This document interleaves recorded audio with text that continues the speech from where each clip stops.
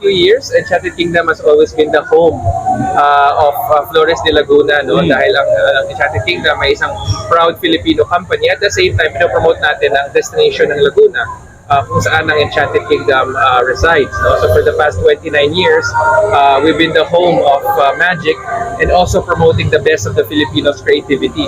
That is why Enchanted Kingdom is always very proud to be the venue and the destination for Flores de Laguna dahil dito nabibigay pansin ang innovation ng mga Filipino, particularly ang mga taga Laguna.